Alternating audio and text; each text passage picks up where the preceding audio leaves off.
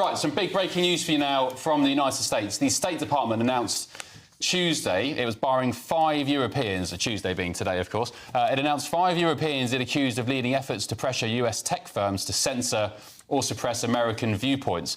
Secretary of State Marco Rubio didn't name those he said fell foul of new visa policies announced in May to restrict the entry of foreigners deemed responsible for the censorship of protected speech in the US.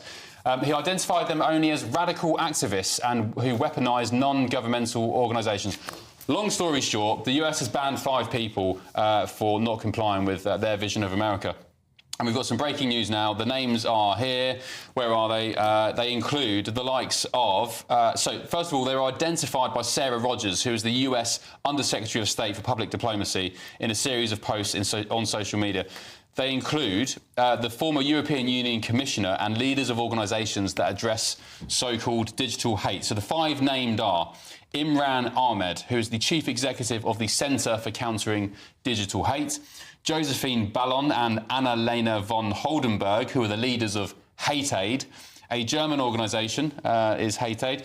The former EU Commissioner Thierry Breton, who was responsible for digital affairs, and Claire Melford, who runs the Global Disinformation Index. Under the US Immigration and Nationality Act, those targeted will generally be barred from entering the US, and some may face removal proceedings if they're already in the country. I can think of some other organisations with the word hate in them who could be banned, but I won't get into that. So, yeah, the Undersecretary Sarah posted that on her X post today. She said, today the United States issued sanctions reinforcing the red line I invoked on GB News. So she's name-dropped GB News.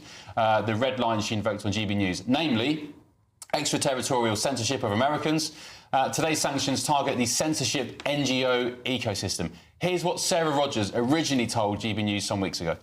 It's guided and unfortunate to apply that law in Britain, but applying that law extraterritorially, which means applying it to speech that has nothing to do with Britain, does not occur in Britain, is on American platforms by American users on American political issues, purporting to censor Americans in America is a deal breaker. It is a non-starter. It is a red line. And that's what Ofcom has tried to do with the Online Safety Act, and that's one reason the American government is concerned.